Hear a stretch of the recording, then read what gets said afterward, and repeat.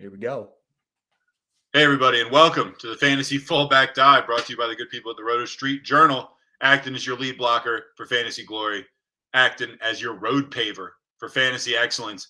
I'm your host, Matt the Truth Jones. With me, as always, the Wolf of Roto Street himself, and it's the first best ball underdog draft of the year. We're half-baked. We're not fully baked. Couldn't get fully baked today, but it's going to be a half-baked best ball draft. Wolf, real quick before we get into this, how many of these did you do last season? Oh, good question. I don't honestly know the final answer. It was approaching 100, but I don't think I hit 100. I believe I got up to about 80 or so, which was a lot. But that's because they are so addicting. It is the best way, as you guys will see when we draft. I'm going to hit enter now just so we can kind of, sometimes there's a little bit of a lull and a wait here. So I'm just going to enter. You can see it's $25. So this is on Underdog, and most of you watching probably know of Underdog. And yeah, it looks like we have a few more spots to fill. So we have some time to just kind of quickly go over. If you haven't heard what Underdog is, it is best ball fantasy football. That means you draft, and that's all you do. So I know so much of the wins and the grind of the season. The joy of it is, of course, the winning over your opponents that way. But the funnest part of fantasy football is the draft, in my opinion, at least. What do you think? No question about it.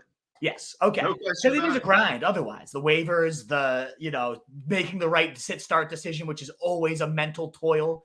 It's that part of it is the joy, but also the complete and utter struggle. So this is best ball. You draft, and then it just computes your best team each and every week. Highest scorer then moves on and faces other contestants, and we can get into all of that. This tournament specifically is called the Best Ball Mania. It's their fourth iteration on Underdog. Link is in the description. You can get up to $100 match, so you can get 4 of these and 4 more of them if you put in $100, and that's 4 shots at $3 million, folks, for $25 buy-in. You know me, I'm an upside chaser when it comes to fantasy. This is the ultimate upside of how to use your fantasy insight. If you're actually tuning in to fantasy football content this time of the year, it means you are likely the type of person that would love Underdog. And maybe you already do. And this is all just a ramble to people who are already hardcore niche in there. Ideally, just fast forward that and we get into the draft whenever this ultimately fills up. But yeah, so I love best ball, the best. You said you did, well, you must if you did like 80 of them. How much, where would you say your win-loss was last year? Like, did you finish in the black? Did you finish in the red? How bad in the red, if so? It wasn't my finest year just because I learned a lot from it. I don't think I was deep in the red.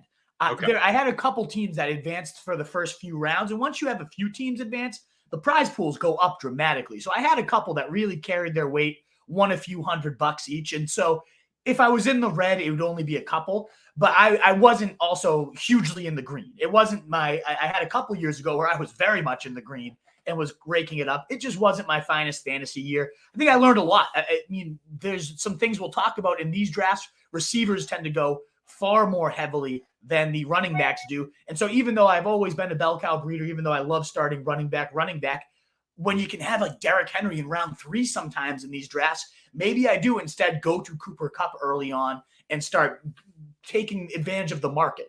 Whether I, think Derrick Henry or this player is more valuable, you watch this market and receivers fly off. And I don't think I played the market of the Underdog as well last year. I kind of stuck to, this is my big board, and I've got to follow this to a T. And I go my rankings. And of course, you learn and you adjust as you go.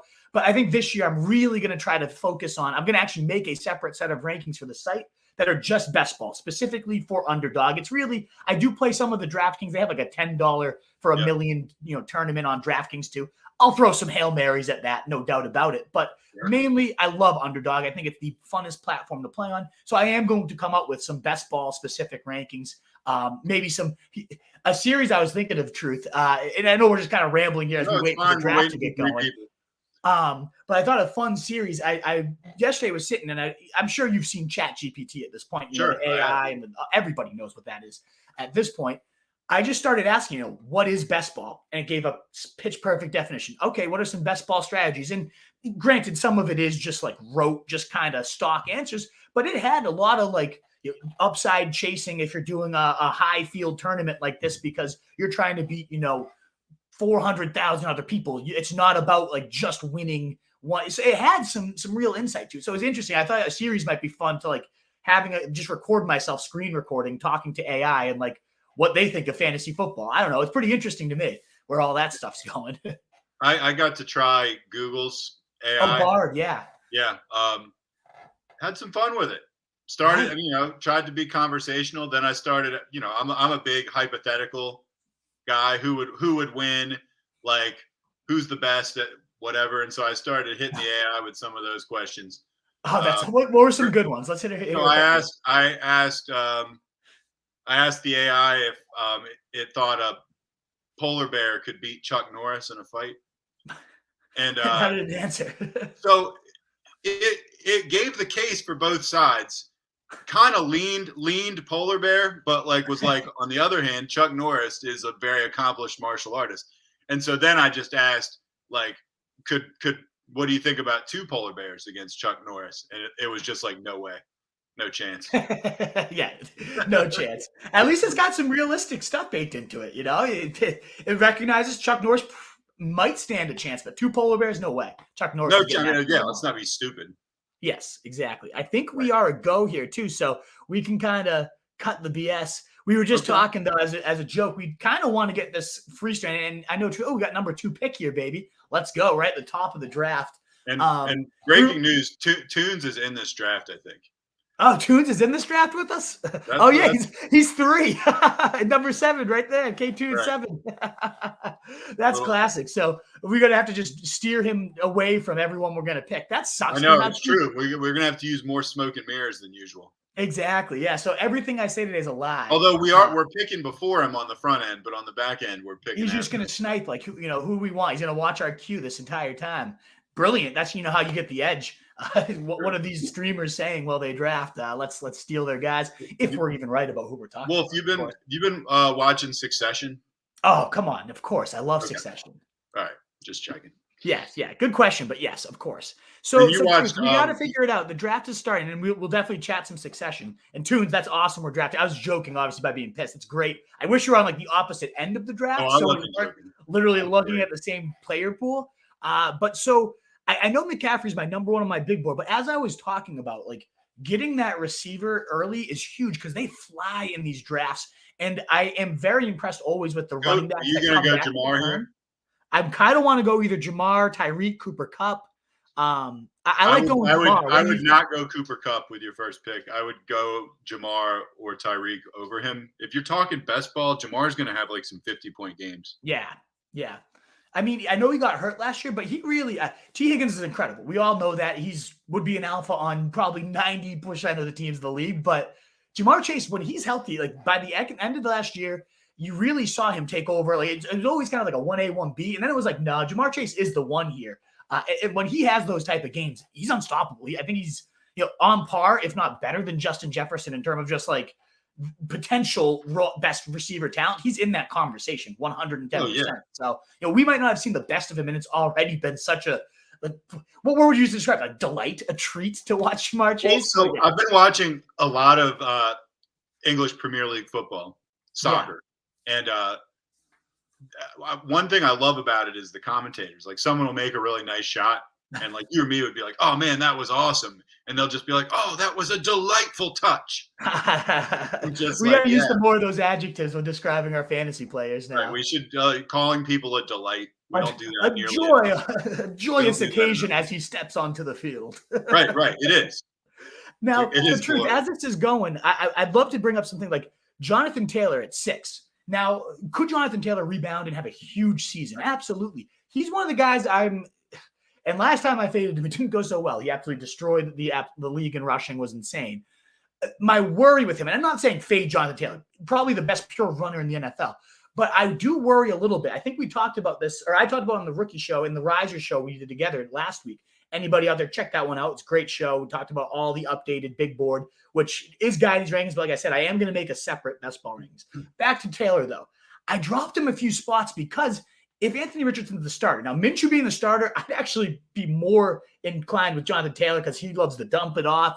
No real risk of scrambling at the goal line. But that's what Anthony Richardson, I'd be nervous. He'd really eat into the touchdown load of Jonathan Taylor. Now, maybe he's a more efficient back and there's plenty of touchdowns to go around because Anthony Richardson lights this offense on fire, but maybe he doesn't. Like, maybe he has some growing pains, which is probably more likely than not, as this guy's only started 13 college games. So I think Taylor, at least what I kind of getting at is if you're going to go running back there, how do you pass up on Austin Eckler in a more I'm not fading Taylor, but I hate him at 6 overall. Okay. Yes. I mean, absolutely.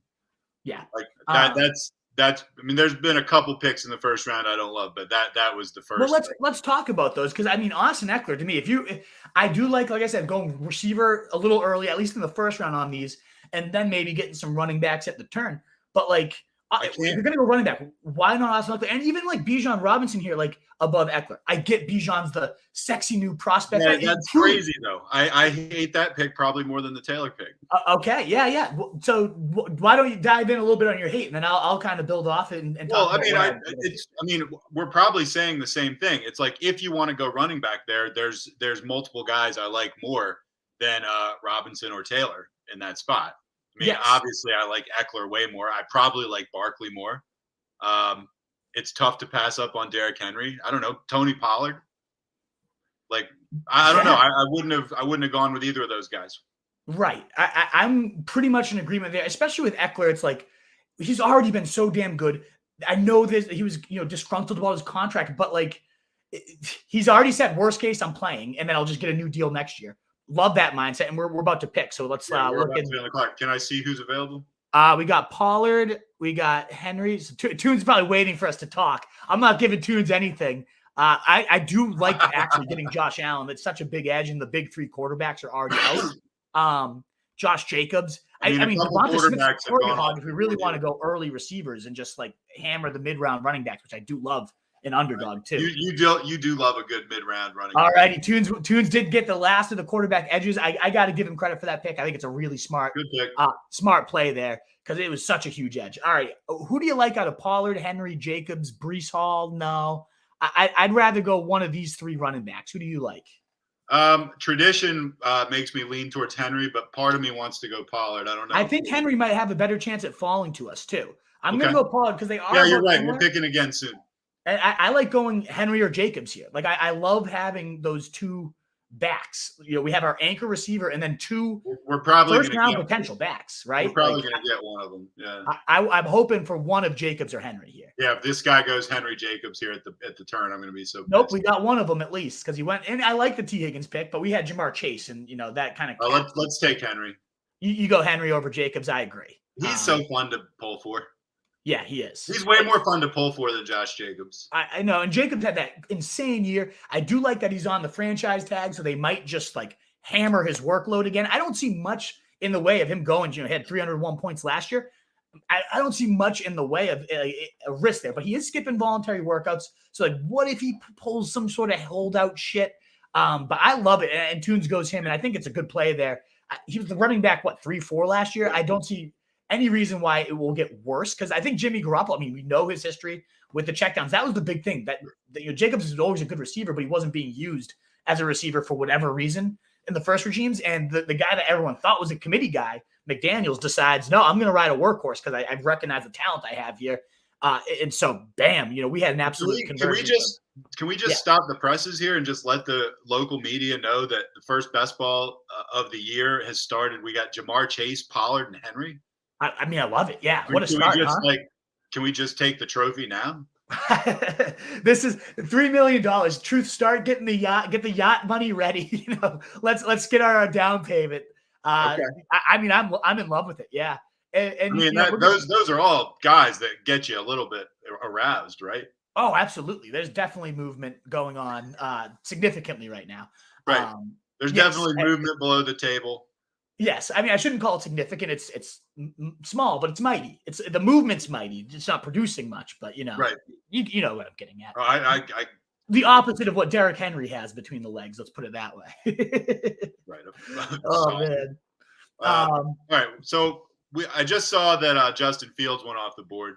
Yes, and I love that pick. The runners are starting to go. Yes. So, Truth, let's talk about some of that. So, the quarterback is some interesting stuff. We don't really have an agenda here, but as I see stuff that seems worth pointing out, I'm just going to bring it up because I do, like you mentioned last year, I did a million of these. I have done a few of these before this. I should come out and say, like, this isn't my first time seeing the ADP and stuff. I've done probably 5 of these, but I did really want to wait till we could get live and like really dig in. So I didn't want to come in cold for our first one though. Like I'm excited to, have some grasp of what I like to do. I didn't want to just give blind advice here. I've noticed QBs are going way earlier. You can see that right here, 3 second-round QBs. And honestly, I've always been a wait on QB guy in best ball and maybe even in seasonal. I'm not opposed at all to getting that early quarterback. You can honestly go like 1 QB builds, which a lot of people wouldn't recommend. It's more risky, but like, are you really going to take, I'm trying to think of like QB 25 in the ranks. Derek Carr, if Josh Allen, when is Josh Allen going to be beat out by Carr? Maybe 1-2 weeks of the year. Like, yes, bye week 2, but like drafting for an injury in that case. Exactly. And I don't know that you want to do that. You're shooting for the moon. I've had some success with, like, if I take Kelsey early, just taking Kelsey at tight end. If I take just Josh Allen, 1 QB and 1 tight end builds with Kelsey, or one of those big 3, Mahomes, Hurts, and Allen. I like them. I've had my teams. Like I said, last year, my most successful teams, the teams that made it the furthest, I had Josh Allen. We remember me and you were loading up on him in round 3 last year. Yeah, what's going on? We were starting so many teams with Allen in the 3rd round. Exactly, and those teams did well. And you buy yourself that flexibility to be able to load up because you're inevitably the opportunity cost at receiver, at running back is pretty big because the real big elite talents are going to be gone by the time you're loading up. But you can make up for that by taking extra running backs and receivers and not going for the depth of the quarterback position. We're about to be on the clock here. I like Hopkins a lot. I was going to say, I'm looking at Hopkins right now. Tunes went Keenan Allen. I do like that pick. I love getting into that offense. I think we should take DeAndre Hopkins. I think so too. Okay, sweet. He's back home. The real question mark with him and why his ADP, I think, is down is like was he going to get traded? Where's he going to go? He's back where even when Kyler Murray was out last year with Colt McCoy, he had like 14 targets one game, 10 the other one. He didn't have a worse than top 24 receiver week all year. And that's big for, receivers. And I think like 6 of his 10 games, I know we have to pick. I kind of like McLaurin. What are your thoughts? I'm tempted by Herbert. I'm not going to lie to you. I'm tempted to get a quarterback too, but I do think we wait it out. I like Herbert. I'm into it. I'm not opposed to that. I mean, you're the one who's been like, this guy's going to go to the absolute effing moon. Yeah, with Kellen Moore's system, I'm in. If we're going upside, man, let's not slip any further on quarterback. Let's take Herbert. Yeah, the only reason I was going to say maybe wait. Yeah, sell me on McLaurin here. Yes. Well, so one, I don't have a huge case for McLaurin. The case I do have, though, actually, you know what? I kind of do love Terry McLaurin. One, I love Eric Bieniemy coming over from the Chiefs. If he's the real deal, now he might not be. He's always been under the umbrella of Andy Reid, right? Who's really doing it? But Andy Reid speaks of him so highly and how much he's big into the game planning. And let's say he brings that offense. Now, of course, Pat Mahomes being there is different than Sam Howell, Jacoby Brissett. A little slight difference there. I understand. But if he is as creative as a lot of these people say and insist, and why hasn't he got this head coaching job? We'll find out there because I do think Sam Howell, he flashed some big arm and mobility. And at least if he's going to be a good offensive mind, I don't see that being a bad thing for McLaurin. Really, what's ever held him back is just quarterback play and just boring schemes. So if we have Sam Howell or Brissett, who really did sustain Amari Cooper as like a top 6 receiver when he was the quarterback before Deshaun Watson came back, like Brissett could funnel it to one guy. So I do think regardless of who wins that competition, I really do like Terry this year. I think he's in a really good spot to do some damage. So I do like him, but I also love the Justin Herbert pick because unanimous QB2 last year, didn't reach expectations. We get that. But now Kellen Moore comes over. The reason he got fired was he was scoring too many points and passing too often. I like the sound of both those things for the best arm in the NFL right now. You add Quentin Johnson to the mix. So now he might be better than Mike Williams and Keenan Allen. And those two, I think, very highly. I love the Herbert pick. And let me tell you something else. Yeah. I'll tell you what else I love. Tell me something. I love that somebody a few picks after us took Kyle Pitts. Oh, sick. Like, I'm not ready to go back to that well at any point. No way. That is not a well. Kyle Pitts goes before Joe Mixon, before Mike Evans. Yeah, sickening. We do have to prep for our pick. Okay. As Tunes can probably tell, I'm not going too much into the picks until they come. But I did want to point out, we're alluding to this early quarterbacks. I am a huge fan. I've gotten Justin Fields, and like I said, I did probably 6 of these so far. I have Justin Fields in at least 2 of them. And it's often when I'm like 11, 12, and he falls to me, because I do think him and Lamar Jackson could reach those cheat code levels. We've seen it with Lamar in 2018. Now you have Todd Monken going at, he was the guy that orchestrated the aerial bomb show when you had Ryan Fitzpatrick and Jameis Winston.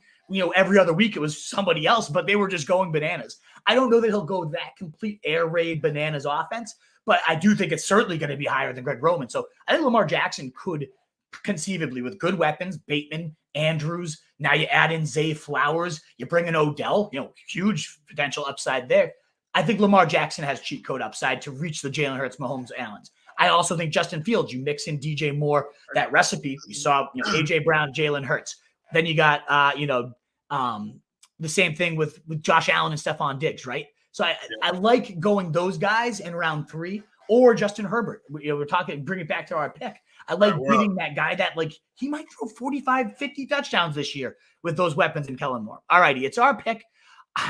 You're not a Swift guy. I love him with the Eagles. I love Cam Akers and what he did at the end of last year. I'm worried about Tyler Lockett after they drafted JSN, but I also like George Pickens. What do you think? We got 8 seconds. Tell me one of those 3 names. Swift. Eagles. Boom. All righty. Why Swift over those other ones? Well, I mean, your argument on Lockett is convincing. I mean, knee-jerk reaction, I would have said Lockett, but upon reflection, no. I do like Pickens, but I see a lot of potential touchdown upside for Swift on the Eagles. Is Godwin falling too far? Look at this ADP. I agree with you, by the way. I'm going to address what you're saying about Swift, but we're about to pick. Is this too late for Chris Godwin? I hate the Bucs offense, but Godwin's just that damn good, right? Godwin is really good. I do hate the Bucs offense. Healthier. I don't know. I feel like this is too late for Godwin, don't you? I think if he's healthy, he is an amazing wide receiver. I mean, look at that, 104 catches last. I know Brady. I would take him or Darren Waller. Baker can funnel the ball though. I know he's not good, but it's serviceable.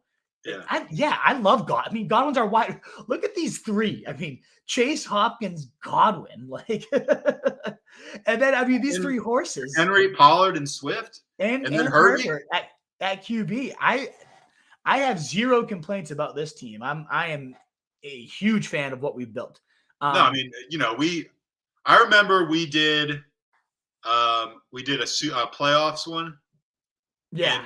And we were just awful because we just fell into the trap of we didn't take any Eagles or Chiefs. Too many Chiefs. Yeah. No, we didn't take any Eagles or Chiefs. Oh, well, that was one. Yeah, that was a horrible one. It was like neither one of us was thinking straight.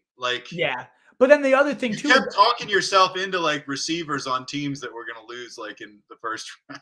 Yeah, the winning formula was getting Danny Jones stacks, which I started to do late. I had some really good success, and I've both years in a row. I'm continuing to get better at this best ball. I just want to keep growing. I read a ton. I'm learning a ton. Playoff best ball, I've been really good at back-to-back years. Truth, I even tossed in a $10 NBA playoff one. Just I only did truly one shot. I was like, I want something to root for. I had, an hour to kill. I was like, all right, let me try this out.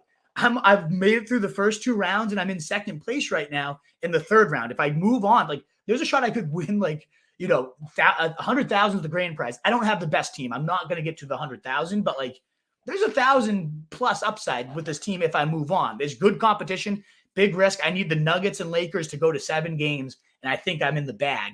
But if they end early, I could be in trouble.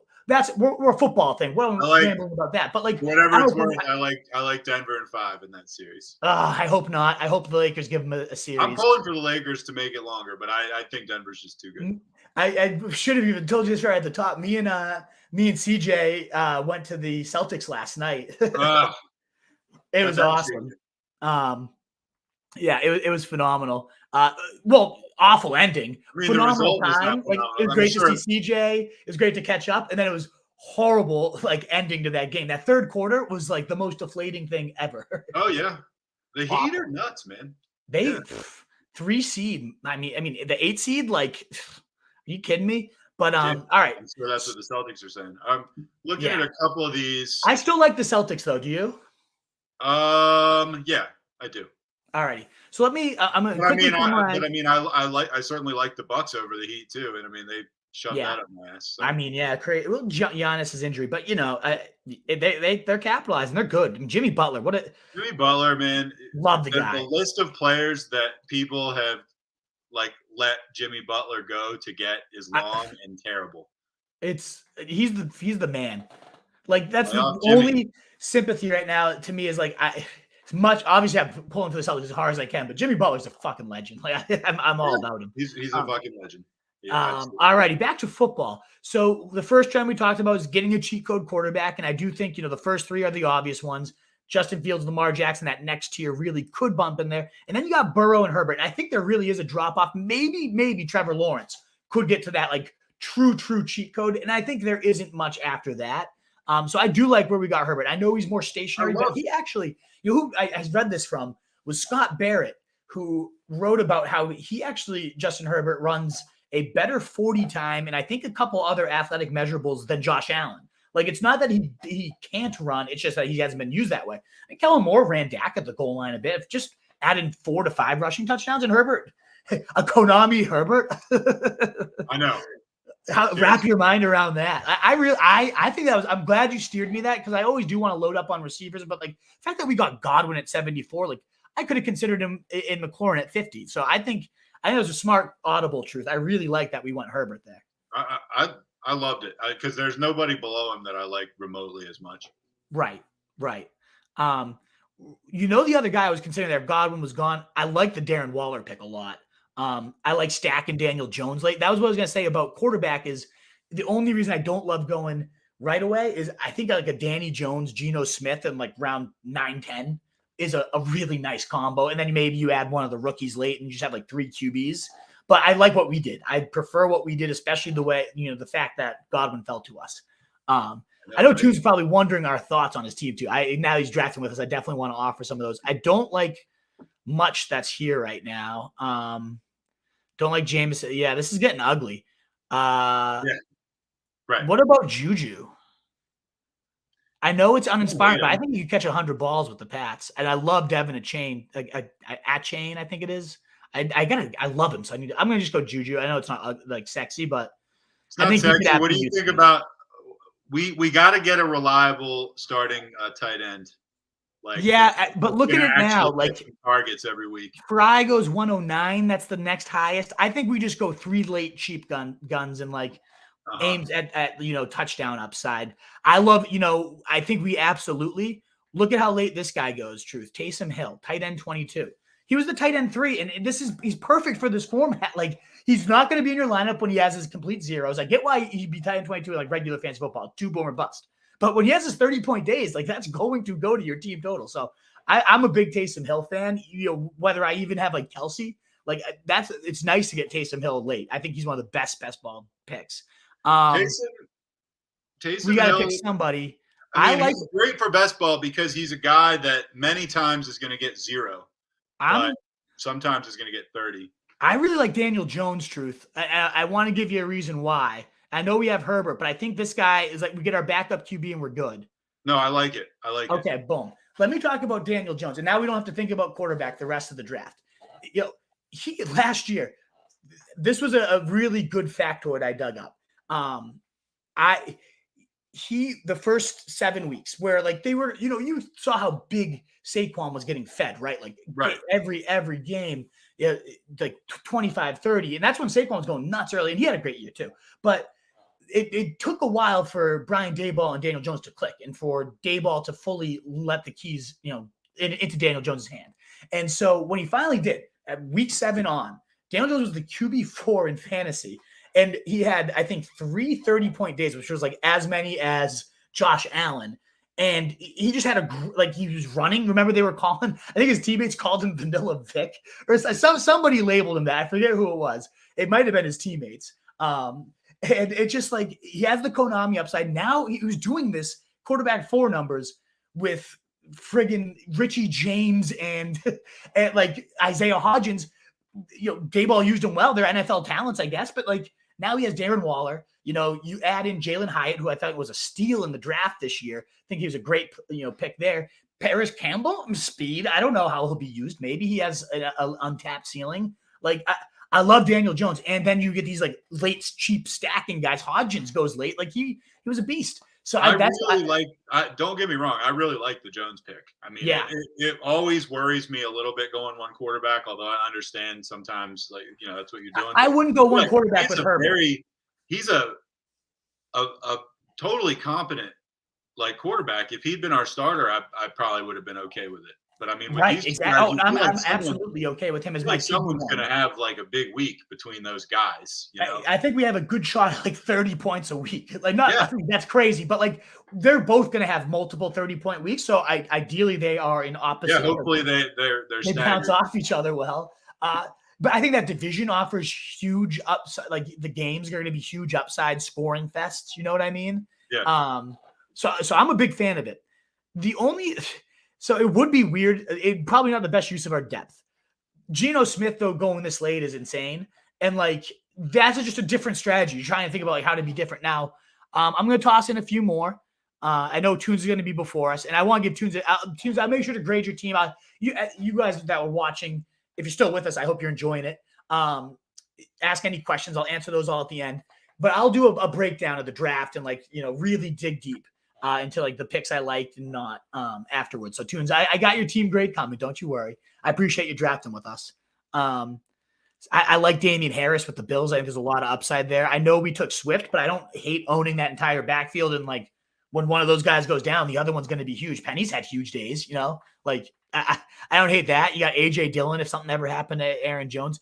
We do need tight end, and Kincaid has huge touchdown upside. Truth, Bills rookie that like he was the best pass catching tight end in the draft, and then the Bills got him. He's like a big slot receiver. So I am intrigued by Kincaid here. If you are, I am intrigued by him. I'm going to see what Tunes does at 3. I have 2 guys I'd kind of like to take with our. You can talk about them. Just give me some stuff. Because we're not going to have – we only have like 30 seconds, You can't give me both player takes.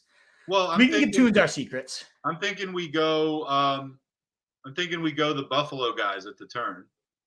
I like both of them. Tunes might take one of them here, unfortunately. I do like Penny a lot. I like Antonio Gibson a lot. Oh, Tunes goes Dylan. What do you think? I think Damian Harris or the tight end first.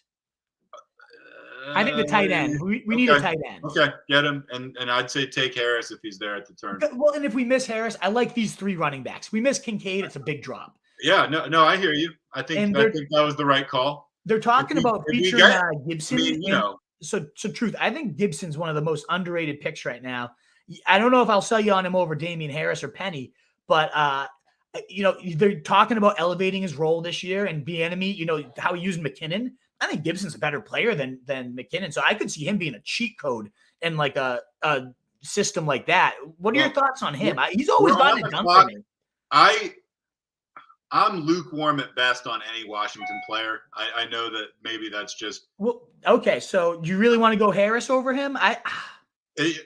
Go. We have a great team. Go Gibson if you're feeling it. I would have gone Harris if it was my pick, but go Gibson. I'm into Harris and Penny here too. Tune's going to get himself a good running back here. And now you can probably get a sense, and I know we did end up going 2 early running backs, but like you get a sense why it's not necessarily imperative in these drafts to get that workhorse. As much as we like them, even Tune's passing on like McCaffrey for Tyreek. I don't hate that at all. Like it's just the positional value there. As good as McCaffrey is in a real redraft, I would probably take McCaffrey over everybody. Yeah, but if I'm Tunes there and Jefferson and Chase are off the board, I'm probably taking Hill with the 3rd pick. Absolutely. And he did a good job. So like he has Allen, but I noticed when he drafted Tua, I was like, what the fuck is Tunes doing? He has Josh Allen. And I didn't want to rip him a new asshole live. But then I was like, oh shit, I forgot he took Tyreek early. Like that's pure upside. There's going to be weeks that Tua goes completely bonkers like we saw last year, as long as he stays healthy. Big risk, but like if you're taking Tyreek Hill, you're hoping in week 17 that Tunes is advanced all the way and he's going for the $3 million. Jamar Chase and Tyreek are those players that like you couldn't have had a shot without. They might go for 50. And if he goes for 50 and he has Tua, yeah, maybe Josh Allen carried a bunch of people, but Tua is the one that's actually the highest scoring quarterback. I like what Tunes did a lot there. Yeah, and that was me preparing to be like, why did you take Tua, Tunes? And now I look at it and I'm like, yeah, it makes a lot of sense. Man, we're starting to see some. Well, Penny just went. Yeah. Yeah, well, Penny went after us. Yeah, okay. So we're at the turn on the other side. I mean, I love what we got. What are we? Were we sniffing into like the 12th round now, something like that? Yeah, round 12. Round 12. Okay. Yeah, I really dig our squad. That's the same idea kind of with like what we did with Daniel Jones, but we're not really stacking him quite yet. But again, like Herbert might go bananas and carry people, but then that happened at tight end for one of the championship ones. Maybe not this year, but the year before. I think it was like Noah Fant.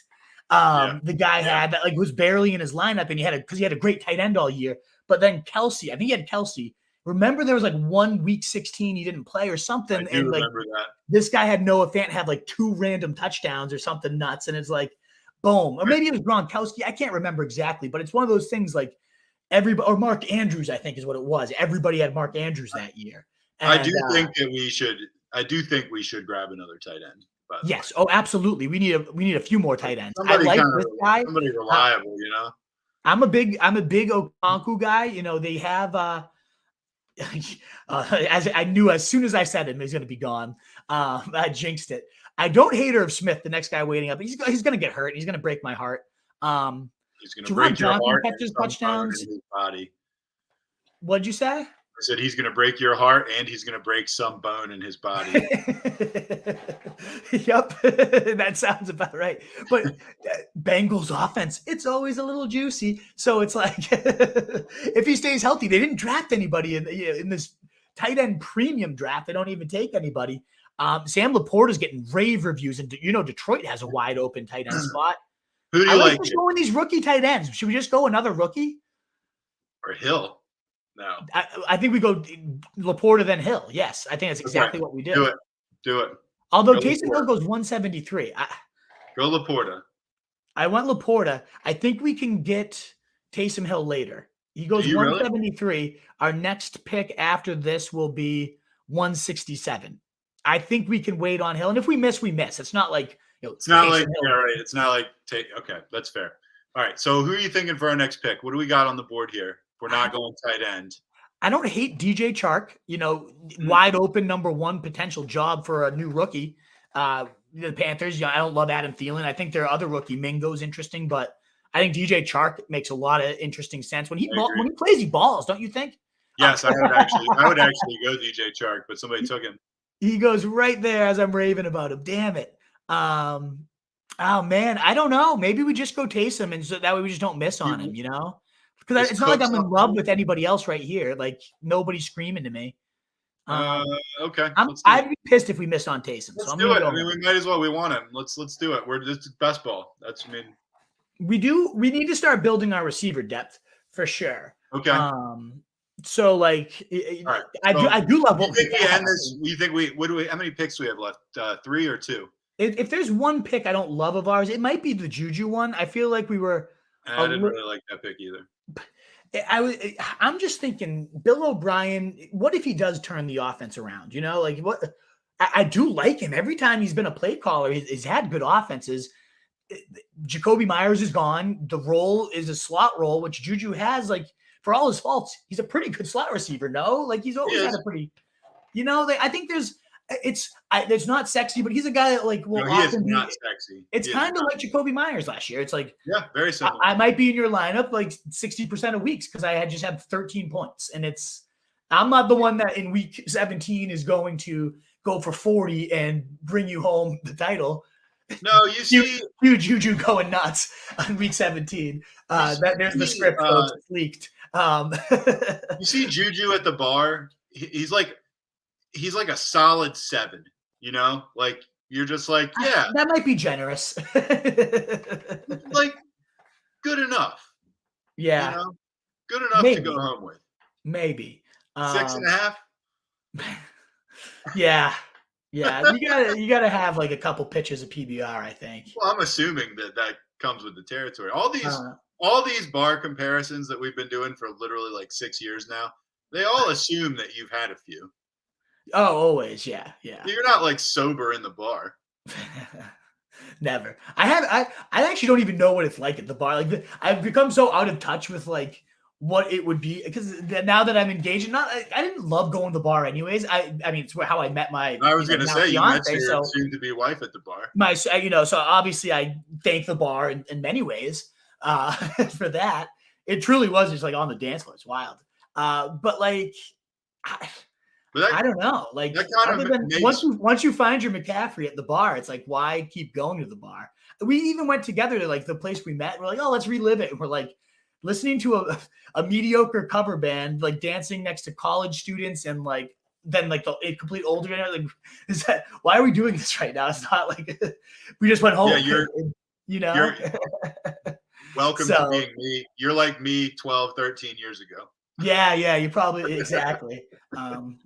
No, I love just like we'll go out to like little breweries and stuff. I love having like good beers, but your priorities change significantly, and just the bar scene is no longer. The only time I like to go to the bar kind of now. Makes when we talk about the bar even more fun because they're hypotheticals and we're just more and more out of touch. We have no idea exactly. We're just making shit up now. Right. I can tell you if I saw Juju Smith-Schuster in a bar in 2005, we wouldn't have cell phones, but exactly. The only time I do really like bars, and we completely stopped talking about our draft. So who cares? It's like the 15th round. I mean, we could stack up Danny J with Wandale. What if he comes back big? We could. I like what we've done at tight end. We don't need another tight end. We could stack if Wandale's gone, we go Hodgins. Like now we're kind of looking for Danny J stacks. You know what I mean? I like John Mechie. Like, Tunes. I wish we were smart if we would have taken Gerald Everett just because he's like that would have been a nice Herbert stack. We should have gone after Quentin Johnson. He must have been gone. I'm thinking Wandale Robinson and then maybe Hodgins, and we stack up Daniel Jones. What do you think? Oh, yeah, I actually like them both. I mean, at this point, you're shooting darts. So I also I think this is too late for KJ Osborne. I know. I agree with you. I actually had that same thought. I thought that like 2 rounds ago. He has even last year. I drafted him a bunch, and he didn't really do much for me, except like week 14, that one game where they were behind to the Colts. Remember that? KJ, yeah. It was like an important best ball week because I thought my teams were kind of hopeless. And then KJ Osborne on like Saturday, it was Saturday football, and he had like 15 catches. It's like he can do that still just because they drafted Jordan Addison. Like he's still going to have a nice vertical role. So I think this is too late for him. I agree. I like it. And I think Hodgins doesn't have much appeal right now. He might fall back to us. I think I like Osborne better than Me Hodgins too. right now. Take him. All right. Sweet. It's a serious wide receiver core there. Yeah, now it's suddenly getting beefed up, I like what we're doing. We stack up Danny. I think we aim to get at least one more weapon for Daniel Jones, whether that's Paris Campbell, whoever that ends up being. We get one more weapon in there. Darius Slayton, he goes in the last round. We can get one more weapon, so when he goes off, we have all of it. I mean, Wandale Robinson, truth, he only played – he's got a lot of Kadarius Toney in that sense of like, as a rookie, we just saw a game. Didn't he have like one game where he had like 9 catches, like 12 targets or something? Yep. And it was almost all in the first half. It was like, we're getting a glimpse of one of those. Actually, was texting my college roommate about this today. This is what I look for right now in players at receiver. If you could get a guy, especially late, that has those layup targets, we were talking about last year, and it's so easy. Like Wandale has the layup target, like ASB Cooper Kupp role within his realm. Paris Campbell does too. I mean, whoever ends up being that slot guy for the Giants is going to be immensely valuable in fantasy. Richie James was a top 25 receiver for the last like 4 weeks when Danny Jones was going nuts. And Richie James, big game Richie James is also on the Chiefs now too. So I kind of like Richie James as a late round stab, not going to lie. there's my ramble. Any thoughts? No, I mean, it's a good ramble. And I mean, by the way, I've thoroughly enjoyed this best ball draft because of the rambling. Yeah, no, it's fun. I feel like we got away from that after a while last year, and it was, I know it's a football podcast, but I feel like we were almost too football centric. I agree. We had too much of an agenda. Exactly. And it's because our recording schedule was pretty tight last year, and it was like that's true. I did want to have at least one informational show, but I think after we've done the rookie updates, just a big I kind of like doing these just like big mega shows where it's like, yeah, it might end up being an hour and 10 minutes, but like I get everything out. You don't need to keep tuning in, 5 times a week. Maybe that's not best for SEO and stuff, but like then we can cut up clips. Who knows? But I like having just the free flow outlet because I think we come up with some good ideas while we do it when I don't have an agenda. When I'm not like, these are our targets at running back this year as I draft and maybe don't take any of them because the draft is not flowing that way. We've been all over the place and we've got a great team here. So exactly. And it's probably at its best when it's free flow, the jelly. Yeah, I'm all about go that. With the flow. I would say, so right now Zeke doesn't have a team, right? No, I actually don't even mind that plunge though, because he's going to sign somewhere. No, I don't mind the plunge either. I actually was thinking that was not a bad pick. It's going to be interesting. It's getting pretty thin out here now. Yeah, it is. I mean, McCole Hardman, Claypool, he has talent.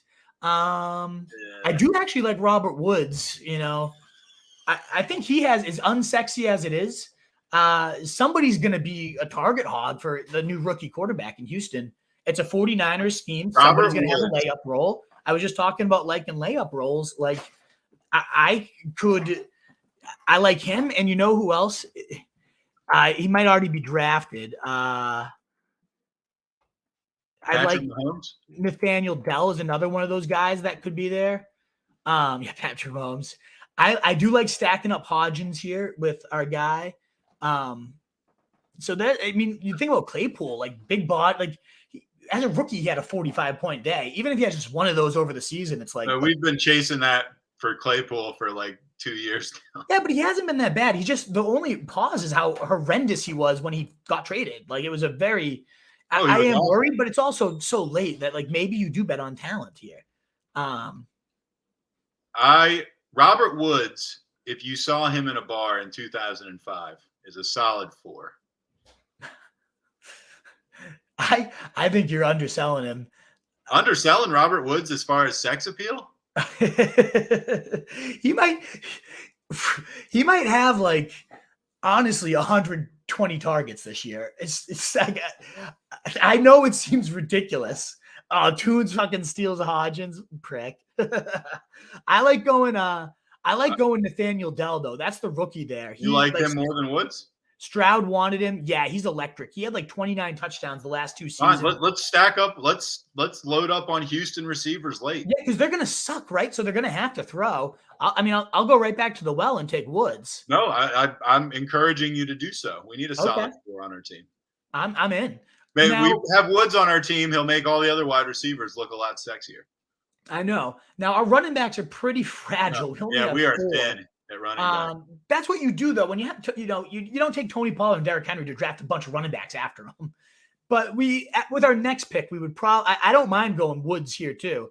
I think we should go Woods and then a running back to finish things off. And then we finish it off with like I love Jerome. Yeah, there's some running backs I still like. I'll go over a big list. That'll be our next. Take Woods. We need to corner the Houston receiver market. Yeah, exactly. They're going to be in some shootouts. I'm telling you, I really believe in Stroud. Tunes goes Jerome Ford right as I cue him up. It's a good pick though. I mean, Nick Chubb's backup as of right now. They might re-sign Kareem Hunt and then he's useless. But I don't even know if he's useless there. The fact that it's taken this long for them to sign Kareem Hunt, like Ford's in a good spot. And if Chubb goes down, we've seen Dearness Johnson have 25-point days. I think Ford's a brilliant pick by Tunes. Honestly, like. I don't know that going Woods and Dell was necessary, but maybe they both light it up. Necessary. It's not necessary. It's best ball though. But it's fun. We like to shoot out. Maybe these guys find their way into the lineup sometimes. And you know who's lingering here? If he somehow fell to our last pick, I know it'd be a weird build again to have just 4 running backs, but I like the 4 we have. No, they're great. Michael Mayer, he's the rookie out of Notre Dame. He went to obviously the Raiders, who have a wide open at tight end. No more obviously Darren Waller, but also Foster Moreau signed with the Saints. Which is, what RBs are left on the board? Nothing that I love. Like Gus Edwards isn't horrible because he's going to get carries. And he gets into the end zone every now and again. So I kind of like him. I don't hate James Robinson for the Pats. Like another year removed. We saw Akers kind of get his groove back. I like Josh Kelly, the big back role that, for Kellen Moore's offense. He could get some touchdowns. He talked about using him more at the goal line already. And of course, God forsake anything happens to Austin Eckler, but Josh Kelly, he's not great, but like we've seen, what was the guy's name? Justin Jackson a couple of years ago, like just come in and because he was in an explosive offense with a pretty good line, let me ask you this: 30 points. Best ball wise, yeah. is the ship sailed on Cordell Patterson? I think so with Bijan Robinson. I mean, the only thing I think, truth, it's an interesting thing to bring up here because what if this allows him to go back to receiver? Right. When he was being that hybrid guy was when he was at his most deadly, right? I just feel like I feel like he has value at this point, like for best. He's going to have a big touchdown or two. It's an interesting thought. Yeah, I like that thought too. I mean, if you're looking for upside, he's going to have like maybe 2 30-point games or something. I don't know. Maybe. Yeah. Right. Like, of course, Bijan is the back now, probably 80% of the snaps, sure. Workhorse, but that doesn't mean Cordell Patterson doesn't have a role within this offense. Like he could still be something. Yeah. An interesting return a kick.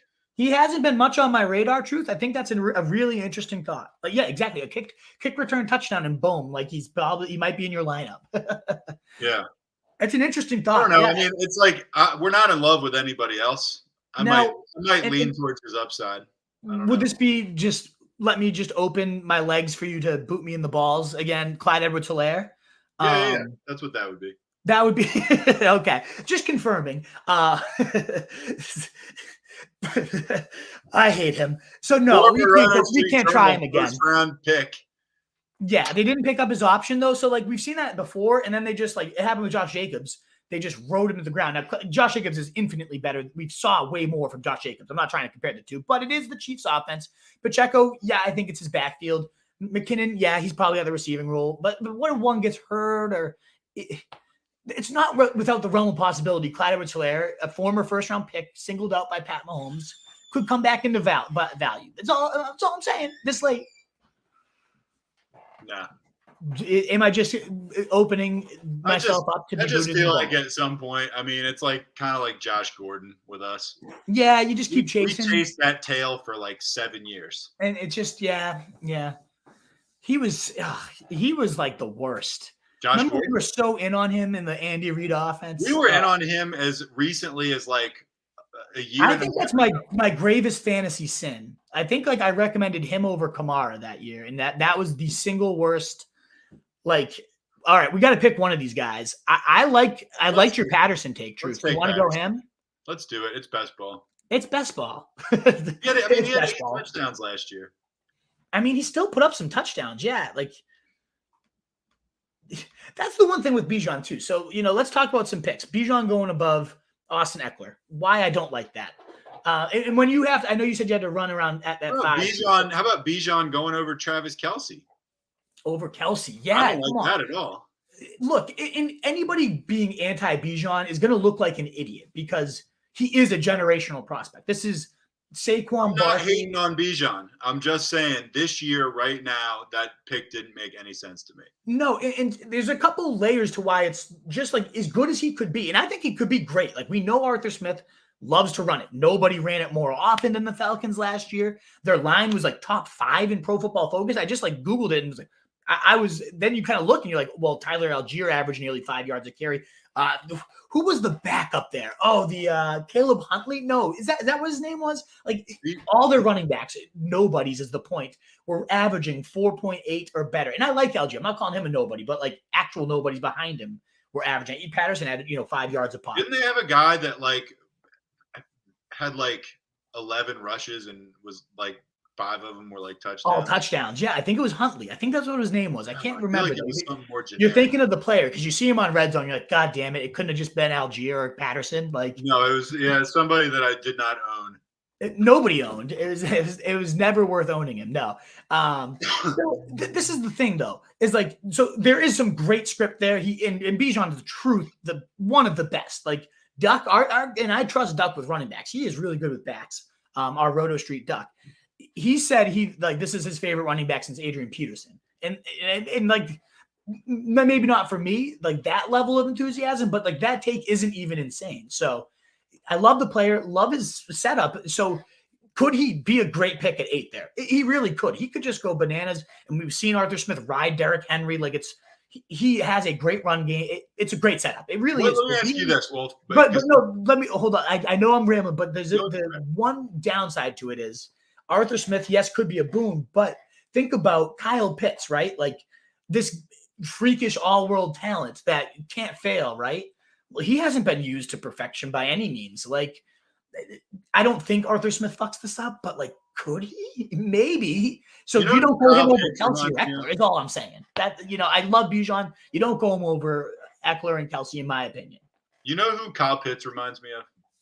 Who's Kyle Pitts reminds you of? And I don't know if this is a fair comparison or not, because I'm going to cross sports here. He reminds me of Ben Simmons. That's a low blow. I mean, let's give him this year. You have to give him this year before you say that. Like he still has immense upside, but I'm not going to be the one to buy it myself. No, hell no. All right, and last. Yeah, let's look at Kyle Pitts. I think that's an interesting talking point. Like over Dallas Goedert by 6 picks. No way. Give me Goddard. Give me Waller. 20 picks later. I'd rather have Darren Waller than Kyle Pitts straight up. So I can get him. Now, this is an interesting one that's been rising and early best ball. You could have got this guy at 120. Alex Madison, the rumors that Dalvin Cook's going to get released. He was a reason. Dalvin Cook was a big bust, and I was in on him. That was a reason why I wasn't as good last year, too, for sure. I was going a lot of Dalvin Cook, unfortunately. But Madison, whenever Cooks hasn't played, that's an interesting one. I don't think I'd go him over Cam Akers, though. No. I wouldn't go him over James Conner. I think James Conner is one of the single best values in best ball right now. Look at that, 90. Yeah. He hasn't been below the running back 10 since he's been with Arizona, and they brought in nobody. Like the line got better. Yes, he's always an injury risk, but pick 90. He had like a 25 touchdown season a year ago. I mean, James Conner's, look at that. I mean, that's the best value in best ball right now, don't you? I mean, one of them at least. At that price, you can't go wrong. Where we went Juju, that's often truth. I almost always go James Conner. And I knew something felt off because I was like, I think I've gone James Conner in every draft in round 9. And then I was like, Juju, this is where I kind of like shit myself a little bit. I don't think Juju was necessary on this team. Would you have gone Cortland Sutton over Juju? Yes. Yeah. Yeah, I think I would have too. Because what if Sean Payton is he was the real deal, 110%. The other guy I do often go that was gone is Michael Thomas. He's another one that I go for best ball. Sure. I mean, the bottom line is he doesn't enjoy playing football. So okay, and this is what I wanted to circle back on too. Quentin Johnson. We have obviously Herbert. It would have been nice to stack those two, but I would have had to go him over Godwin. I just couldn't do that. Like, the track record of Godwin, he would have been the best pick in the world had he fallen to 95. So that was the one pick I was hoping, like if we had gotten Connor, Thomas, or Quentin Johnston especially, I think that would have been insane. I've also seen Javonte Williams starting to fall. Still a very good team, though. Yeah. No, I know, but those are some. I just kind of want to like give who I'd go. I love what we did with Daniel Jones, the rookie tight ends. Like, I like what we did with Taysom Hill. Big quarterback upside every week. KJ Osborne. KJ Osborne in like the 15th round or something. Come on. You know what happens is like it's everybody's talking about how Osborne. You have to have winners and losers from the draft. Was Osborne a loser? It's no way not to be when Jordan Addison, a guy that's probably going to see more targets, comes in.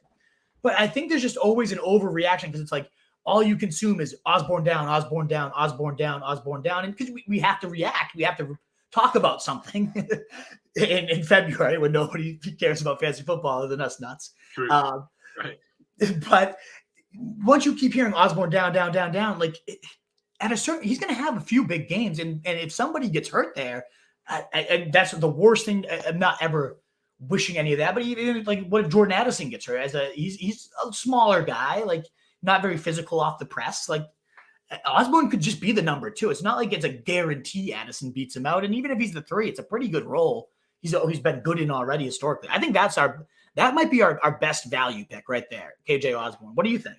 I agree. I think that. I mean, I love where we got him. Like, and honestly, 2 rounds earlier, I thought about saying him, but I thought maybe you knew something about him I didn't. I just thought he was a great value even then, and we probably should have taken him over Wandale, but we got him both. So. No, because we had Daniel Jones too to stack those guys up. Yeah, no, I mean I love the pick, and actually, Wolf, I got to get running. You got yep, my fault. Take care and stuff. This was a lot of fun, dude. This was a blast. No, we got to make this regular. I think ideally weekly, if we can get on a consistent schedule, would be great. I'm in, man. I love it. All right, getting my feet wet with fantasy again. It's so fun to get that going, isn't it? All righty, cheers, man. I'll look at the questions and everything now, but I appreciate it. Later, bud. See you, Truth. All righty, Wolfpack. Well, thanks again. Anybody still tuned in with this one? We didn't even say it at the top, but it would be very appreciated if you watched it all the way through, especially a thumbs up here on the way out would greatly help. And obviously, if you saw all of this, then you are our type of person. So consider hitting that sub button as well and coming for more of this content. Obviously, it's fun. But again, Underdog is where we did this draft. Great spot. Link in the description there. Code RSJ as well if you download the app. It's a $100 match. It supports your boys as well. Shows them we can, bring some people to a great product. It truly is so much fun. So definitely check it out. What do we got here from the comment section? I'm going to just remove, I think, this and get back here. We'll just answer that. So I did the draft breakdown. I'll do another look at it too later. But yeah, no worries. I got you on full send. Tunes, I love it. Cheers, man. Fun draft in there for sure. With Tunes, who's always a fantasy beast, always in his championship matchups, tuned in here. No mercy, Tunes, take him down. Charlie, what a legend. Great to see you. Happy Thursday, guys. You got it. Yeah. Wolf, you are 2 on 3. Oh God, I love it. That was phenomenal. Brandon Cooks would be a good pick. With the Cowboys, I know Jeremiah, you're a Cowboys fan, so I'm intrigued by that fit. Yeah, I am. So, absolutely, he'll have a few big games. I'm a believer in Cooks. I don't think he's washed. I think I hate that he quit on his team. I don't like that about people, but that's not what I see from my players. But in that offense, like, it's going to be more run heavy with Schottenheimer. He's probably clear number 2, so I like it. He need to go early. He does go pretty early, Jeremiah. That's the thing. I don't end up with him much because, like, I also do love Gallup too. So that's why I don't typically go to either of them, because I think it's just going to be them cannibalizing each other. Should you stick with 2 QBs? So Jeremiah, it's a good question. In this case, the fact that we went Daniel Jones and we also went Justin Herbert so early, we had already invested so much of our capital that I didn't need to go 3. You could, but if that's my build, I'm not going to do that. Now, let's say my first quarterback was Daniel Jones. I probably would go for 3. I'd probably try to get like Geno Smith. And then, even like Mac Jones in the last round, if I had taken a couple, like a Tyquan Thornton or something, like, just get another quarterback that will have an occasional 20-point day that you might just need to balance things out. I like Kirk Cousins, a nice safe floor too. I like to balance those things out. So yeah, I like to go for a third QB if I haven't invested by round 9 or so. But if I've invested earlier than that, like there's times I'll go with 1 QB. You know what I mean? If I have like Allen or Jalen Hurts. Hey, great to see you, Giuseppe. Thanks for tuning in, man. I hope everything's going well with the kiddo. Would love to hear how all is going, Giuseppe. Always appreciate seeing you pop in. Ended up Tunes got auto drafted. I forget what you got. Oh yeah, so Tunes, I'll give you a grade. Let me pull the draft back up. It's a good chance to go over it one more time. Picking 5th in a slow draft. I'll give you the full team breakdown, Tunes, because you're loyal as can be. I'd love to see what you got. Thoughts on going Eckler versus Waiting. So, Charlie, you're in the slow. And that's another thing. And I don't do much slow. I think I'd lose my mind because I would do too many of them going at once. So I always typically go fast, and I like to record them too. I do like Eckler. I mean, like we just talked about, though, like you saw how many running backs fell. It's such a tricky, I love getting Tyreek Hill right there, but Charlie, like I cannot fault you for going Eckler. I don't see any reason why he's not going to be around 300 points again. Like he's had 36 touchdowns the last couple of years. They add nobody new. I think his offense is going to be that much better. So I'm all for it. I absolutely like going Austin Eckler. I think I have him like in redraft. If I was doing when you're playing the markets, it makes it a little different because the best ball underdog market is definitely you got to tailor it. I'm really going to make a separate set of best ball rankings this year. That does complicate it, but in like a redraft league, I think Eckler's my 3 probably. Honestly, big fan. All right, Tunes. I know you've been waiting around for your draft grade, and I appreciate. Again, we'd love to know your thoughts on the show, Tunes. Feel free to text me after. But let me pull this back up. Like we talked about, forgoing McCaffrey is tough, but I think it was the right call with the demand of receivers here. I can totally see doing it. And you got Josh Jacobs, who didn't score that much less than McCaffrey. McCaffrey's going to be a god in that offense, as long as he stays healthy. He's a beast. But Tyreek Hill, week-wrecking upside, championship can bring you upside. That's what you're going for in this type of draft, the best ball mania. You know what I mean? So I love the first 3. Allen obviously goes nuts. And like I said, I love that you went Tua later because, yes, Josh Allen will carry you 80% of your weeks probably, but Tua's going to have a few 35-point days, maybe against Josh Allen himself, where everybody else has Josh Allen in your championship. You're also there because of it. Tua and him go bananas. One thing I have to study for the next one is the week 17 matchups. So next time I know me and Drew talk about not going too scripted, but I think that's like one topic that would be very valuable. A lot of people subscribe to stacking up that final championship week because we're playing to win 3 million. We're not doing these drafts to, double my money. I would do 50-50s if I'm trying to do that, that type of grind. And I'm more for the throw everything up to the air. I like that we Hopkins. So back to your team, Tunes. Allen versus Hopkins is an interesting debate. With Quentin Johnston added there, I'm leaning Hopkins. He was I believe the wide receiver 10 for all his healthy weeks and might have even been better than that. And I think he was a top, number 1 receiver for a lot of those weeks, even without Kyler. So I'm big on the DeAndre Hopkins is very undervalued right now, train. I think he's got at least one more great year left. We'll see. It could be. I mean, this is the old man team with like Derrick Henry and Justin Herbert. I'm obviously doing it to side by side. So then you go J.K. Dobbins, and I love it. Like, I mean, they didn't add anybody either. Great talent. I think that offense is really going to open up under Todd Monken, and Dobbins has the receiving skills. Look no further than his last game. He had 5 catches and a touchdown. So he could expand that game. Kadarius Toney, huge upside pick. Love that one. All the talk about him being the number 1 receiver there. I've landed Toney in a bunch of these. Love that pick. I like George Pickens a lot too, obviously. They're them talking about how he doesn't even know how good he is yet type of player. So you love to see that. And then you go Fry. So did you go Sam Howell, the auto draft. If I don't think you draft a quarterback there. I think that's dumb. So I know you already pointed that out. But if you were going to go quarterback, like you have all these Steelers, so just go Kenny Pickett. But I think he might have been gone at that point too. But I like, we're also trying to figure out, who is the number 1 for the Texans. I think the answer to that is going to be valuable for fantasy. So it could definitely be John Mechie. It could be Robert Woods. It could be Tank Dell, my bet. But I think it's going to be a good role for a quarterback. I do think Stroud's day one, like a NFL passer that could feed a slot for sure. So, if you're the right bet there, then that's great. I love Jerome Ford, Isaiah Hodgins. I wanted to stack with our boy. I probably would have preferred. I was hoping for Tank Dell and Hodgins, but I'm good with my bet on Woods too. But I love the Jerome Ford pick. As I said, backup role for Cleveland's been valuable for years, and he had a preseason game with like 30 points because I played preseason DFS like a sicko. I know that.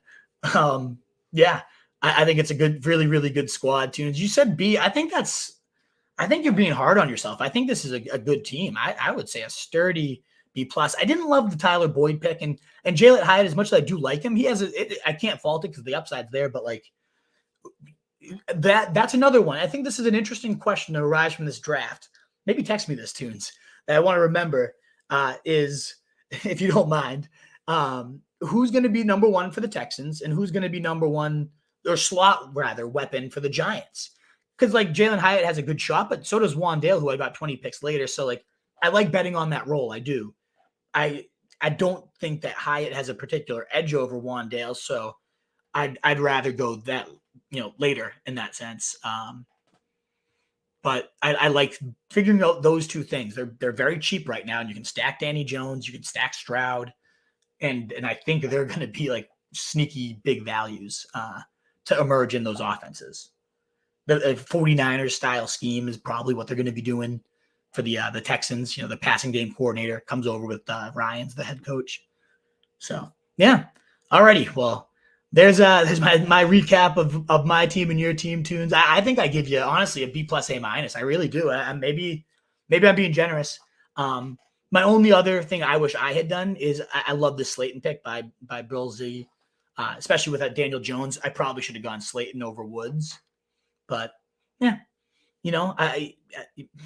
I still think we built a really solid team. I give mine probably a B+ as well, B+ A-. I really like both the teams we drafted. I honestly, A- might be here. The Patterson insight from Truth, I really like that.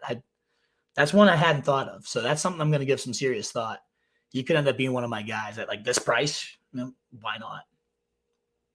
Alrighty, guys. Well, thanks again for those of you that tuned in. You can find all my rankings right now. I only have my redraft rankings up, but obviously I think best ball rankings are that much more valuable. So I'm going to make a separate rankings list specifically for best ball, taking into account the markets. I'm probably gonna do that this weekend. I have a pretty low key weekend this weekend that I can just kind of sit in and make that. So I'd love to get those out and your thoughts. I'm still, I'm a year in, but I've done a lot of these and there's ups and downs with like team builds and stuff. And I really enjoy it though. So I'm excited to get back in the game. So if you enjoy it, check out Underdog, use code RSJ to help your boys out. Or click the link in the description. It will get you $100 match as well. And all our content is at rotostreetjournal.com. We breed and feed you fancy wolves. You can follow us everywhere. Twitter, Instagram, even on TikTok, our man Taylor's making some good stuff over there. So until next time, in a world full of fancy sheep, be the wolves guys. Later.